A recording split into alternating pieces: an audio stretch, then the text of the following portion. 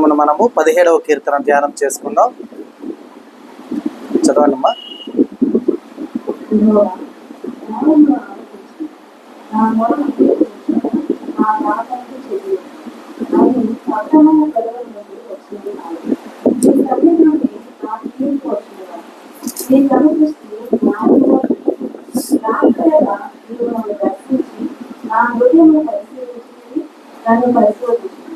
నీకు ఏ దురాలోచన కానవాడు నోటి మాట చేత నేను అభిషేకించాను. మనుషుల కార్యము విషయమైతే బలాత్కార మార్గం తప్పిస్తుండగా నీ నోటి మాటను బట్టి నన్ను నేను కాపాడుతున్నాను. నీ మాటలు ఎందు నా నడకను నిలబడుకుంటున్నాను. నాకు కాలు జరగలేదు. నేను నీకు మొదలుపెట్టుకుంటున్నాను. దేవా, నీవు నా నాకు తెలియదు. నా మాట ఆలోచించు. నీ శరణు వచ్చిన వారిని వారి చేతి వారి చేతిలో లేదు. నీ మంచిగా రక్షించువారా నీ కృపాతిశయములను చూడు. ఒకడు తన సంపాదన కాపాడుతున్నట్లు నన్ను కాపాడు. నన్ను నడిపరచుకోరు దుస్తులను పోగొట్టి కాపాడు. నన్ను చుట్టులను నా ప్రాణ శత్రువు వచ్చే పరిస్థితులను నీవు ఎక్కడ మేరకుండా నన్ను కాదు. వారు తమ హృదయంలో పెద్ద పట్టుకుంటున్నారు. వారి నోరు గర్వంగా మాట్లాడారు. మా అడుగుదారులను గుర్తుపట్టి వారికి నన్ను చూసుకుంటున్నారు. మమ్మల్ని నేలను చూచుటకు గురిచూస్తున్నారు. వారు చీల్చుటకు ఆశపడి సింహములను చాటైన స్థలంలో కొంచెం పొడవ సింహం వలన ఉన్నారు. వారిని ఎదుర్కొని వారిని పడగొట్టు. దుష్టుని చేతిలో నుండి నీ రక్తం చేత నన్ను రక్షించు. లోకుల చేతిలో నుండి ఈ జీవిత కాలంలోనే తమ పాల్గొన్న ఈ లోకుల చేతిలో నుండి నీ హస్తవాల చేత నన్ను రక్షించు. నీవు నీ దానంలో వారిని కలుగుతున్నావు. వారు కుమారులు కలిగి తమ ఆస్తిని తమ పిల్లలకు తెచ్చిపెట్టారు. నేనైతే వారిని ఒక దర్శనం చేశాను. నేను పేర్కొన్నప్పుడు ఈ స్వరూప దర్శనంలో నా ఆశను తీసుకుంటాను. మరి దావీదు గారి ప్రార్థన ఇది. ఈ యొక్క ప్రార్థనలో దావీదు గారు చెప్తున్నటువంటి మాటలు. అయితే చివరి లేఖనాన్ని మనం పరిశీలిస్తే కనుక ఆయన ఏం చెప్తున్నాడమ్మా? నేనైతే నీతి గల వాడనై నీ ముఖ దర్శనము చేసేదను. నేను మేల్కొన్నప్పుడు నీ స్వరూప దర్శనముతో నా ఆశను తీర్చుకొందును. అంటే ఇక్కడ రెండు విషయాలని ఆయన ప్రస్తావిస్తూ ఉన్నారు. ఏమని? నేనైతే నీతి గలవాడనై నీ ముఖ దర్శనమును చేసేదను. అంటే అక్కడ ఆయన ఏ విధంగా ఉంటానని చెప్తున్నాడమ్మా?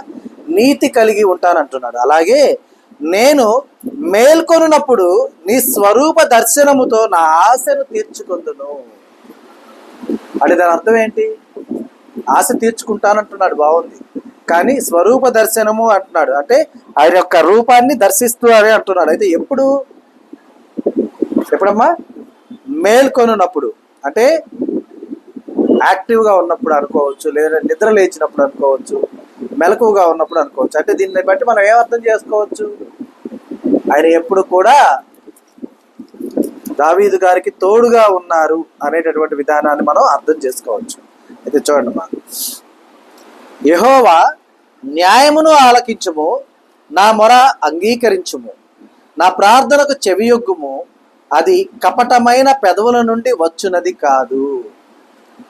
ఆయనకై ఆయన క్లెయిమ్ చేస్తున్నాడు. ఏమంటున్నాడు?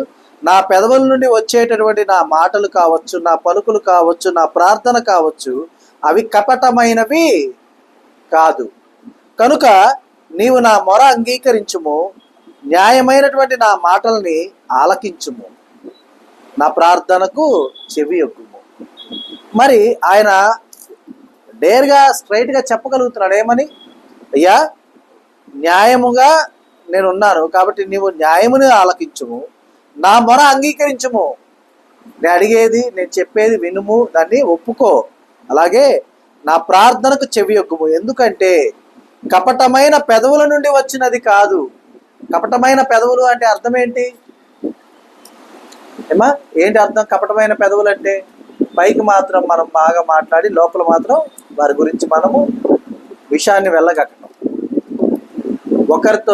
ఒకరి ముందు మంచిగా చెప్పి వారు వెళ్ళిపోయిన తర్వాత వారి వెనక తప్పుగా మాట్లాడడం. అర్థమైందా? ఈ విధానం అంతా కూడా కపటోపాయంతో కూడినది. కనుక ఆ రీతిగా ప్రార్థించేటటువంటి వారి యొక్క ప్రార్థన దేవుడు వింటున్నట్ట విననట్ట, అంగీకరిస్తున్నట్ట అంగీకరించినట్ట? అంగీకరిస్తాడా? కపటమైనటువంటి పెదాలతో ఉంటే అంగీకరించడు. కాబట్టి గమనించాలి. నీ సన్నిధి నుండి నాకు తీర్పు వచ్చునుగాక, నీ కనుదృష్టి న్యాయముగా చూచును. రాత్రివేళ నీవు నన్ను దర్శించి నా హృదయమును పరిశీలించితివి, నన్ను పరిశోధించితివి. నీకు ఏ దురాలోచనయు కానరాలేదు. నోటి మాట చేత నేను అతిక్రమింపను. అంటే ఏమంటున్నాడు ఆయన? తొందరపడి నేను మాట్లాడు, నా నోటి మాట చేత నేను అతిక్రమించను. ఎందుకంటే నీవు రాత్రి వేళ వచ్చి నన్ను దర్శిస్తున్నావు, నా హృదయాన్ని పరిశీలిస్తున్నావు. అంతేకాదు నన్ను పరిశోధిస్తున్నావు. నువ్వు ఏమి చేసినా కూడా నీకు నాలో ఏ దురాలోచన ఏమవుతుందమ్మా? కానరాలేదు. ఎక్కడా సౌండ్?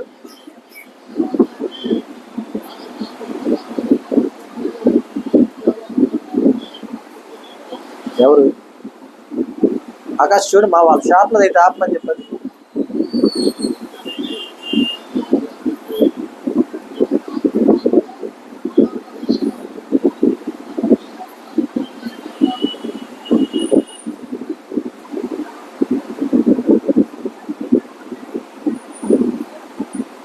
కాబట్టి దేవుడు రాత్రివేళ ప్రతి ఒక్కరిని కూడా పరిశీలిస్తుంటాడు. గమనించాలి. మనం అనుకోవచ్చు, మనల్ని ఎవరు చూస్తున్నారులే, మనం ఎవరి కళ్ళ ముందు ఉన్నాంలే, మనకు ఎవరు కనపడుతున్నారులే అని. కానీ రాత్రివేళ దేవుడు ప్రతి ఒక్కరిని కూడా దర్శించి హృదయమును పరిశీలిస్తాడు. అంతేకాదు ప్రతి ఒక్కరిని పరిశోధిస్తాడు. వారిలో కనుక ఏ దురాలోచన అయినా కనపడిందా, వారు దేవునికి ఏమవుతారమ్మా? వ్యతిరేకులు అవుతారు. కాబట్టి మనం ఆ రీతిగా ఉండకూడదు. ఎందుకంటే కీర్తనాకారుడు గర్వంగా ప్రార్థిస్తున్నాడు. ఏమంటున్నాడు? రాత్రివేళ నీవు నన్ను దర్శించి నా హృదయమును పరిశీలించితివి, నన్ను పరిశోధించితివి, నీకు ఏ దురాలోచనయు కానరాలేదు. ఎక్కడ? నాలో. అంతేకాదు నోటి మాట చేత నేను అతిక్రమింపను. కనుక నీ సన్నిధి నుండి నాకు తీర్పు వచ్చునుగాక, నీ కనుదృష్టి న్యాయముగా చూచునుగాక. అర్థమైందంటే నీవు ఎలాంటి తీర్పు తీర్చినా, నీ కనుదృష్టి నా మీద ఎలా చూచినా కూడా నాలో ఉన్నవి ఇవి, లేనివి ఎలా కనపడతాయి? ఉన్నవేగా కనపడతాయి, లేనివి కనపడతాయమ్మా. ఏమా? ఇప్పుడు వైట్ కవర్, మనము తెల్ల కవర్లు ఉన్న క్యారీ బ్యాగ్స్ వైట్ ఉన్నాయి కదా, లోపలికి కనపడే ట్రాన్స్పరెంట్వి. దాంట్లో మనం 4 రకాల కూరగాయలు 4 రకాల పండ్లను తీసుకొని వెళ్తున్నాం అనుకోండి, ఎదురుగా చూసే వాళ్ళకి అర్థమైపోద్దా లేదా వాటిలో ఏమున్నాయని? అవునా కదా? అలా క్యారీ చేసే వాళ్ళలో డబ్బుల్ని అలా పెట్టుకొని ట్రాన్స్పరెంట్గా క్యారీ చేసే వాళ్ళు ఎవరు ఉన్నారు ఇక్కడ? ఎందుకని? ఎవరు లేని చోట ఎవరిని చూసి అప్పుడు పడ్డారు అనుకో, వాళ్ళకి ఇచ్చేయాలి. అంతే కదా? అంటే ఇక్కడ అర్థం ఏంటంటే, మన యొక్క హృదయము, మన యొక్క ఆలోచనలు, మన యొక్క తలంపులు, మన యొక్క మాటలు సమస్తము కూడా తేట తెల్లంగా దేవునికి కనబడుతూ ఉంటాయి. అయితే మనం తెర అడ్డు వేయాలని ప్రయత్నిస్తుంటాం, కానీ ఆ తెర అనేది కనబడుతుందా? అడ్డుపడుతుందా? దేవునికి అడ్డుపడదు. ఆయనకి క్లియర్గా, క్రిస్టల్ క్లియర్గా కనబడుతుంటుంది. కాబట్టి మనం గమనించాలి. మనుషుల కార్యముల విషయం అయితే బలాత్కారుల మార్గముల తప్పించుకొనుటకై నీ నోటి మాటను బట్టి నన్ను నేను కాపాడుకొని ఉన్నాను. అంటే మనుషుల యొక్క కార్యముల విషయం అయితే ఇక్కడ ఆయన ఏమంటున్నాడు? నేను అతిక్రమించలేదు అంటున్నాడు, కపటంగా నేను పలకలేదు అంటున్నాడు. కానీ ఇక్కడ ఏమంటున్నాడు చూడండి, మనుషుల కార్యముల విషయం అయితే బలాత్కారుల మార్గములను తప్పించుకొనుటకై నీ నోటి మాటను బట్టి నన్ను నేను కాపాడుకొని ఉన్నాను. అంటే ఇప్పుడు తప్పించుకునే విధానంలో కావచ్చు. ఇప్పుడు చిన్నపిల్లలు, మనం బయటకు వెళ్తూ ఉంటే పిల్లలు ఏడుస్తూ వెంటబడతారు. ఏం చెప్తాం? అమ్మ ఆడకలేదు, లేదు ఊరికి ఇక్కడ దాకా వెళ్ళి వస్తాం, వెంటనే వస్తా చెప్పు, ఆడుంచి వెళ్తాం. వాళ్ళు అప్పటికీ మాటలు లేదు. ఏం చెప్తాం? హాస్పిటల్కి వెళ్తున్నావు, ఇంజక్షన్ వేస్తున్నారు, నువ్వు కూడా వస్తే నీకు కూడా వేస్తారు. అప్పటికి వినకపోతే బయట పోలీసులు ఉన్నారు, కొడతారు. అంటే ఇవన్నీ నేను వాడిని కాబట్టి చెప్తున్నా, పోలీసులు ఉన్నారు కొడతారు అంటాం అని వాళ్ళని భయపెడతాం. అంటే ఇప్పుడు అక్కడ మనం చెప్పిన మాటలు అబద్ధాలే, కపటమైన మాటలే అవి. ఓకేనా? ఏంటి కపటమైన మాటలు అంటే? ఏంది? లేనిది ఉన్నట్టుగా మనం చెప్పాము అక్కడ. కానీ అవి ఎందుకు చెప్పాము? ఎవరిని బాధించడానికి కాదు, ఎవరిని వారి యొక్క శ్రేయస్సుని తీసివేయటానికి కాదు. అర్థమైందా? మనం వెళ్ళవలసినటువంటి పని, ఎందుకంటే మనం పొద్దున వెళ్తే రాత్రికి వస్తామో, సాయంత్రానికి వస్తామో, ఉద్యోగానికి వెళ్ళే పని కావచ్చు, ఉపాధి కొరకు వెళ్ళే పని కావచ్చు, ఇవన్నీ ఉంటాయి. ఆ మాటల్ని కపటమైన మాటలుగా మనం యోచించకూడదు. ఎందుకంటే దేవుని యొక్క మాటలను బట్టి నేను మాట్లాడాను, నేను అలా తప్పించుకున్నానని ఆయన చెప్తూ ఉన్నాడు. పాము వలె వివేకంగా ఉండమన్నారు. అవునా? కాబట్టి ఆ రీతిగా అనమాట. అంటే ఇక్కడ సమయము సందర్భాను సహితమైనటువంటి ఆ యొక్క సమాలోచన అనేది చాలా ముఖ్యమైన విషయమైనది నరులకి. కాబట్టి మనం గమనించాలి. మనుషుల కార్యముల విషయం అయితే, అంటే మనుషులు వాళ్ళ యొక్క పనుల విషయం అయితే, బలాత్కారుల మార్గములను తప్పించుకొనుటకై నీ నోటి మాటను బట్టి నన్ను నేను కాపాడుకొని ఉన్నాను. ఒకవేళ ఎక్కడన్నా నేను ఇలా మాట్లాడితే కేవలం నీ మార్గంలో నేను ఉండటానికి, నీకు దగ్గరగా ఉండటానికి, వారి యొక్క కార్యకలాపాల విషయమై నేను దూరంగా ఉండటానికే అలా ప్రవర్తించానయ్యా అని చెప్తూ ఉన్నాడు. అలాగే చూడమ్మా, నీ మార్గముల యందు నా నడకలను స్థిరపరుచుకొని ఉన్నాను, నాకు కాలు జారలేదు. అంటే నీ మార్గముల యందు, నీ మార్గములు ఏవైతే ఉన్నాయో, ఇరుకు మార్గం కావచ్చు, లేదంటే ముళ్ళ మార్గం కావచ్చు, రాళ్ళది కావచ్చు, ఏదైనా కావచ్చు, నీ మార్గముల యందు నా నడకలను నేనేం చేసుకున్నాను? స్థిరపరచుకొని ఉన్నాను. కాబట్టి నాకు కాలు జారలేదు. అంటే నేను తొట్టిల్లలేదు, నేను పడిపోలేదు, నీ మార్గంలోనే ఉన్నాను, నీ మాట చొప్పునే ఉన్నాను అని ఆయన గర్వంగా చెప్పుకుంటూ ఉన్నాడు. అలాగే నేను నీకు మొరపెట్టుకొని ఉన్నాను దేవా, నీవు నాకు ఉత్తరమిచ్చెదవు, నాకు చెవియొగ్గి నా మాట ఆలకించుము. ఇక్కడ ఆయన ఏమంటున్నాడమ్మా? నేను నీకు మొరపెట్టుకొని ఉన్నాను అంటే నేను నీకు చెప్పుకొనుచూ ఉన్నాను. ఏం చెప్తున్నాను? నేను చెప్తున్నాను కాబట్టి నీవు ఏంటి, నాకు ఉత్తరం ఇయ్యయ్యా, ఉత్తరం ఇస్తావు కూడా. అర్థమవుతుందా? నేను మాట్లాడుతున్నాను, నీవు నాకు సమాధానం ఇస్తూ ఉన్నావు, నాకు చెవియొగ్గి నా మాటలు ఆలకించుము.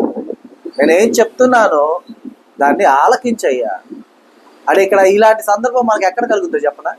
ఇద్దరు ఒక విషయమే మాట్లాడుకుంటూ ఉన్నారనుకోండి, ఒక విషయం గురించి ఇద్దరు మాట్లాడుకుంటున్నప్పుడు ఎదుటి వారికి అవతల వాళ్ళ విషయాలు మాటలు అర్థం కానప్పుడు ముందాగు నేను చెప్పేది విను అంటారు.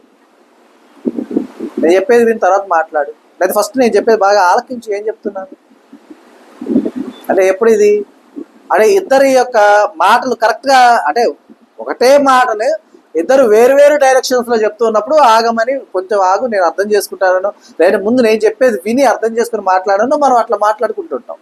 సో అదే విధానమైనటువంటి విధము దేవునితో ఆయన సంభాషిస్తున్నటువంటి మాటలు అయి ఉన్నాయి. ఇక్కడ మనం చూస్తే ఇది దావీదు గారి యొక్క ప్రార్థన అయి ఉన్నది. మనం మరి ముఖ్యంగా కొన్ని విషయాలు గమనించాలి. మనము దేవుని యొక్క విధానంలో క్రైస్తవ జీవితాన్ని జీవిస్తూ ఉన్న వారుగా ఉండగా మనలో ఉన్నటువంటి కొన్ని విషయాలు ఏమంటే, మొదటిది ప్రార్థన అంటే దేవునితో మాట్లాడుట. మన అవసరతలు కావచ్చు, వేరే వారి అవసరతలు కావచ్చు, వీటన్నిటి గురించి దేవునితో మాట్లాడటం. పాటలు అంటే ఆయన్ని స్తుతించటం, ఘనపరచటం, మహిమపరచటం, కీర్తించటం. అంటే ఇక్కడ పాడేటటువంటి పాటలన్నీ కూడా దేవుని ఏం చేస్తాయమ్మా? మహిమపరిచే విధంగా, స్తుతించే విధంగా, ఆరాధించే విధంగా, అందు నిమిత్తమై పాటలు ఉంటాయి. వాక్యము చదువుకునే విధానము అంటే వాక్యము చదువుకునే విధానం ఏమై ఉన్నది? దేవుని యొక్క ప్రతి ఒక్క విధానము గురించి మనం తెలుసుకోవటం అవుతుంది. అర్థమవుతుందా? అంటే ఈ యొక్క 3 విషయాల్లో మనం ఎప్పుడు కూడా నిమగ్నమైన వారుగా ఉండాలి. 3 మనం పాలుపంపులు పొందేవారుగా ఉంటూ ఉండాలి. ఎందుకంటే మొదటిది దేవుని యొక్క ఆలోచనల గురించి తెలుసుకోవాలి, దేవుని యొక్క నడిపింపు గురించి తెలుసుకోవాలి. రెండవది దేవుని ఆరాధిస్తూ స్తుతించేది తెలుసుకోవాలి. మూడవది దేవునితో మాట్లాడటం తెలుసుకోవాలి. అర్థమైందా? కాబట్టి ఇవన్నీ ఉండాలి. అందులో ఒకటి దావీదు గారు చేస్తున్నటువంటి విధానం ఇది. 7వ వచనం చూడమ్మా. నీ శరణు జొచ్చిన వారిని వారి మీదకి లేచు వారి చేతిలో నుండి నీ కుడి చేత రక్షించువాడా. అంటే ఇక్కడ అర్థం ఏంటంటే, నీ శరణు జొచ్చిన వారిని, ఎవరైతే దేవుని యొక్క పాదపీఠం దగ్గరికి వెళ్తారు, ఆయన సన్నిధిలో నిలుస్తారు, ఆయన్ని వేడుకుంటారు. శరణు జొచ్చడం అంటే అర్థం ఏంటంటే, అయ్యా నీవే నాకు దిక్కు, నీవు తప్ప నన్ను రక్షించగలిగిన వారు లేరు అనేటటువంటి విధానమై ఉన్నది. కాబట్టి ఎవరైతే ఆ రీతిగా దేవుని యొక్క పాదాల చెంత చేరతారో వారి మీదకి లేచువారు, అంటే వారిని ద్వేషించేవారు కావచ్చు, వారిని అవహేళన చేసేవారు కావచ్చు, వారిని హింసించేవారు కావచ్చు, అలాంటి వారు అనేకులు ఉండి ఉండగా ఆ లేచువారి చేతిలో నుండి దేవుని యొక్క కుడి చేత మనల్ని రక్షించువాడా అని అంటున్నాడు ఆయన కీర్తనకారుడు. అంటే అనేక ఆపదల్లో చిక్కుకొని ఉన్నా కూడా నీ కుడి చేత పట్టుకొని మమ్మల్ని అందరినీ కూడా రక్షించేవాడా, నీ కృపాతిశయములను చూపుము. నీ కృపాతిశయములు చూపుము అంటే నీ సంతోషం చూపయ్యా, నీ ఆనందాన్ని చూపించు, నీ కోపాన్ని కూడా చూపించు. ఎందుకంటే రేపటి దినమున నేను తప్పిపోయేవాడుగా ఉండకూడదు కాబట్టి. కనుక ఈ రీతిగా మనం కూడా ప్రార్థన చేసేవారుగా ఉంటూ ఉండాలి. ఒకడు తన కనుపాపను కాపాడుకున్నట్లు నన్ను కాపాడుము. కనుపాపను కాపాడుకున్నట్లుగా కాపాడుము అంటున్నాడు. ఎవరన్నా మనం నిలబడి చూస్తా ఉన్నప్పుడు కర్ర కానీ పుల్ల కానీ వేరు కానీ తీసిన మన కంటికాడికి తీస్తే ఏం చేస్తామా? కానీ పొడువు అని చెప్పి కళ్ళు అట్లాగే అప్పచెప్తామా? గుడ్లు అప్పచెప్పి చూస్తామా? ఏం చేస్తాం? వెంటనే కళ్ళు మూసేసుకుంటాం, కళ్ళకి ఏదైనా అడ్డు పెట్టేస్తాం, చేయగానే ఉంటాం. అవునా? అలాగే ఆయన అడుగుతూ ఉన్నాడు, ఒకడు తన కనుపాపను కాపాడుకున్నట్లు నన్ను కాపాడుము. అంటే నేను నీ కనుపాప వలె ఉంటే నీవు ఎలా రక్షిస్తావో ఆ రీతిగా నన్ను రక్షించయ్యా. నన్ను లయపరచగోరు దుష్టులను పోగొట్టి కాపాడుము. నన్ను చుట్టుకొను నా ప్రాణ శత్రువుల చేత చిక్కకుండను నీ రెక్కల నీడ క్రింద నన్ను దాచుము. అంటే నా ప్రాణం తీసేవారు అనేకులు ఉండి ఉండగా, అలాగే నన్ను లయపరిచేవారు ఉంటూ ఉండగా ఆ యొక్క దుష్టులను పోగొట్టి నన్ను కాపాడు. అలాగే నన్ను చుట్టుకొని ఉన్నటువంటి నా ప్రాణ శత్రువుల చేత నేను చేతిలో చిక్కకుండా నీ రెక్కల నీడ క్రింద నన్ను దాచుము. అంటే నన్ను సంరక్షించుము, నా చుట్టూ నీ రెక్కలతో నన్ను కప్పుము అని వేడుకుంటూ ఉన్నాడు. ఇంకా చూడండి, వారు తమ హృదయమును కఠినపరుచుకొని ఉన్నారు, వారి నోరు గర్వముగా మాట్లాడు. ఎవరి నోరు? ఎవరైతే ఆయన ప్రాణమును తీయాలని చూస్తూ ఉన్నారో వారి యొక్క నోరు గర్వముగా ఉన్నది, వారి యొక్క హృదయం ఎలా ఉంది? కఠినమై ఉన్నది. కఠినం అవడం అంటే అర్థం ఏంటి? ఏం చేయడానికైనా కూడా సిద్ధమని. హింసించడం కావచ్చు, చంపడం కావచ్చు, కొట్టడం కావచ్చు, దేనికైనా సిద్ధమైన విధానంతో వాళ్ళు కఠినపరుచుకొని ఉన్నారు. వారు ఎలా మాట్లాడుతున్నారమ్మా? గర్వముతో మాట్లాడుతున్నారు వారు. అలాగే చూడండి, మా అడుగుజాడలను గుర్తుపట్టి వారిప్పుడు మమ్ము చుట్టుకొని ఉన్నారు, మమ్మను నేలను కూల్చుటకు గురి చూచుచున్నారు. అంటే మమ్మల్ని ఫాలో అయ్యి వచ్చేసారయ్యా, మమ్మల్ని చుట్టుముట్టేశారు. ఇక నేను వారి చేతికి చిక్కినట్టే. వారు నన్ను నేల కూల్చుటకు గురి చూస్తూ ఉన్నారు, కాబట్టి నన్ను కాపాడు అంటున్నారు. వారు చీల్చుటకు ఆతురపడు సింహము వలె చాటైన స్థలములలో పొంచు కొదమ సింహము వలెను ఉన్నారు. ఎలా ఉన్నారంటమ్మా వారు? చీల్చుటకు తొందరపడేటటువంటి సింహం వలె, అలాగే చాటైన స్థలముల్లో పొంచి చూసేటటువంటి కొదమ సింహం వలె వారు పొంచి ఉన్నారు. అంటే మనం కూడా ఒక్కొక్కసారి చూస్తున్నాం కదా, అదును చూసి అవకాశాన్ని చూసి ఎదుటి వాళ్ళని బాధ పెట్టేటటువంటి విధానాన్ని నాకు ఎప్పుడు అవకాశం వచ్చుద్దా అని ఎదురు చూస్తుంటాం ఎవరన్నా మనల్ని బాధిస్తే. ఆ రీతిగానే వారు కూడా ఎదురు చూస్తూ ఉన్నారయ్యా. యెహోవా లెమ్ము, వానిని ఎదుర్కొని వానిని పడగొట్టుము, దుష్టుని చేతిలో నుండి నీ ఖడ్గము చేత నన్ను రక్షింపుము. దుష్టుని చేతిలో నుండి నీ ఖడ్గము చేత నన్ను రక్షింపుము. లెమ్ము, వానిని ఎదుర్కొని వారిని పడగొట్టుము. ఈ యొక్క సందర్భం మనం ఒక చోట చూస్తే కనుక ప్రవక్తల విషయంలో నాకు ఈ ఏలియా ప్రవక్త గురించి కన్ఫ్యూజన్ ఉంటుంది. ఆ యొక్క గుడారంలో వారు ఉన్నప్పుడు వారి చుట్టూ ఉన్నటువంటి ఆ యొక్క రథాలని చూసి శిష్యులు భయపడుతూ ఆడికి వచ్చినప్పుడు, అయ్యా మనల్ని చుట్టుముట్టేశారు, ఇక మనం తప్పించుకోవడానికి అవకాశం లేదు, మరి మనం ఇంకా అయిపోయినట్టే అన్నప్పుడు, ఒకసారి నన్ను పట్టుకొని చూడు అన్నప్పుడు ఆయన కళ్ళు తెరిచి చూసినప్పుడు వారి చుట్టూ ఏమున్నాయమ్మా? అగ్ని రథాలు ఆ యొక్క సైన్యం చుట్టూ ఉన్నాయి అన్నమాట. అంటే ఇక్కడ కూడా అదే విధానాన్ని ఆయన క్లైమ్ చేస్తూ ఉన్నాడు. మన జీవితాల్లో కూడా మనకు అంటే తీరని బాధను కల్పించేవారు అనేకులు ఉంటారు. అర్థమైందా? అంటే మనకు ఒక బాధను మిగిల్చేసి ఆ యొక్క బాధను మనం ఎప్పుడు కూడా మరిచిపోలేని బాధను ఇచ్చి ఆ బాధ వల్ల మనం బాధ గురవుతూ ఉంటే మనల్ని చూసి అవతల వారు సంతోషపడుతూ ఉండేవారు అనేకులు ఉంటూ ఉంటారు. అయితే ఇక్కడ గమనించాల్సిన విషయం ఏంటంటే, మనకు బాధ కలిగింది, మనకు బాధను మిగిల్చారు అనుకోండి, మనకు కలిగిన బాధ, మనం దేవుని బిడ్డలం అయితే ఆ బాధ ఎవరికి కలిగించినట్టు? వారు దేవునికి కలిగించినట్టే కదా. దేవునిని బాధ పెట్టిన నరుడు నిలవగలడా? నిలవలేడు. కాబట్టి అంటే ఈ మాటను ఎందుకు చెప్తున్నా అంటే, మన వల్ల ఒకరు బాధపడకూడదు. అది గమనించండి. మనం ఏదన్నా పొరపాటు చేసినా, ఏదన్నా తొందరపాటు నిర్ణయాలు తీసుకొని అడుగులు వేసినా, దానివల్ల ఎదుటివారు కనుక బాధపడ్డారనుకోండి, వారికి తీరని లోటుని కనుక మనం ఏర్పాటు చేసామనుకోండి, దాన్ని మనం వారికి చేసినట్టు కాదు, దాన్ని మనం దేవునికే చేసినట్టు. అర్థమవుతుందా? కాబట్టి అలాంటి తొందరపాటుతనం మనకు ఉండకూడదు, గమనించాలి మనం. ఎందుకంటే దేవుడు అబ్రహాం గారికి ఒక గొప్ప ఆశీర్వాదం ఇచ్చాడు. ఏమని? నిన్ను ఆశీర్వదించు వారిని నేను ఆశీర్వదించేదను, నిన్ను ద్వేషించు వారిని నేను శపించేదను అని. మరి ఈ యొక్క ఆశీర్వాదాన్ని అబ్రహాంకి ఇచ్చాడంటే అబ్రహాం సంతానం అంతటికి ఇచ్చినట్టేగా అర్థం. నేను ఎవరినైనా ద్వేషిస్తున్నా అనుకోండి, వారు ఒకవేళ దేవుని బిడ్డ అయి ఉన్నా అనుకోండి, అప్పుడు నాకు ఏం మిగులుతుంది? ఆశీర్వాదమా శాపమా? ఏం మిగులుతామా? శాపమే కదా. అదేంది? దైవజనుడినైనా నాకే, లేదా సేవకుడినైనా నాకు కూడా శాపమే వస్తుందా? శాపమే వస్తుంది. కారణం, దేవుని చేత నిర్మితమైనటువంటి ఏ నిబంధన కూడా కొట్టివేయబడదు. అర్థమైందా? ఏ ఆశీర్వాదం కూడా మార్చబడదు. అర్థమవుతుందా? కాబట్టి మనం గమనించాలి. మనము ఎవరి మీద ఒకవేళ ఏదైనా కోపం వచ్చినా, ఏమైనా వచ్చినా కూడా మనదే పొరపాటు అయి ఉంటుందని మొదట మనల్ని మనము పరిశీలించుకునేవారుగా ఉండాలి. కాబట్టి గమనించాలి.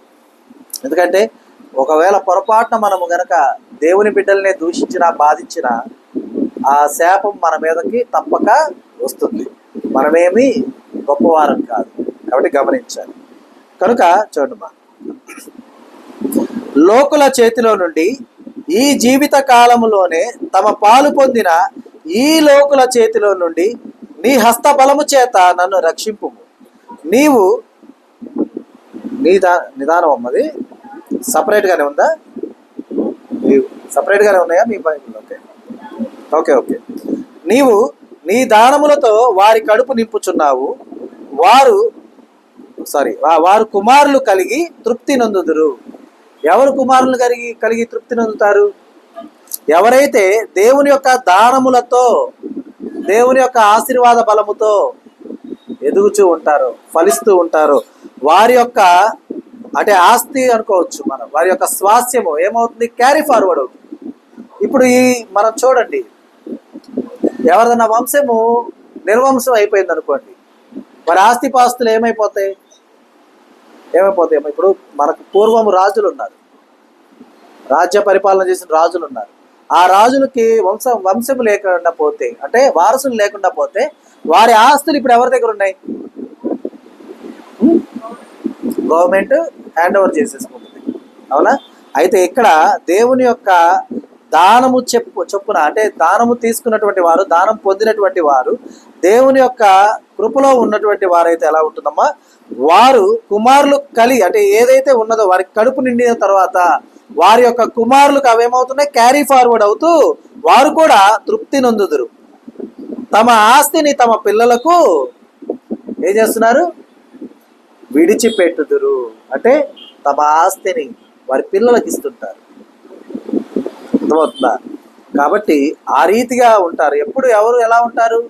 దేవుడు తోడై ఉండే, దేవుని మాట చొప్పున మనం సంచరించగలిగితే, దేవుడు చెప్పిన సమస్తమును గ్రహించగలిగితే, కాబట్టి ఆ రీతిగా మనం ఉండాలి. అందుకని ఆయన చివరిగా గొప్పగా చెప్తున్నాడు. ఏమంటున్నాడమ్మా? నేనైతే నీతి గలవాడనై నీ ముఖ దర్శనము చేసేదను, నేను మేల్కొనినప్పుడు నీ స్వరూప దర్శనముతో నా ఆశను తీర్చుకుందును. ఆశ తీర్చుకుంటా అంటున్నా. అర్థమైందా? కాబట్టి మనం కూడా నీతిమంతులుగా ఎంచబడేవారుగా ఉండాలి.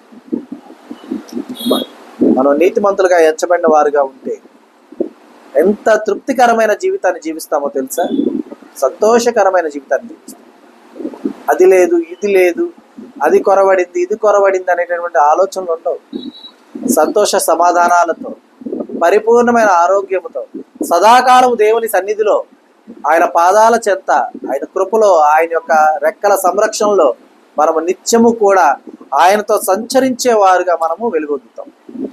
అర్థమైందా? ఆ రీతిగా ఉండాలంటే మనం ట్రాన్స్పరెంట్గా ఉండాలి. మనం ఏదో దాచిపెట్టుకొని ఉండే కపటమైనటువంటి విధానంతో మనం ఉండకూడదు.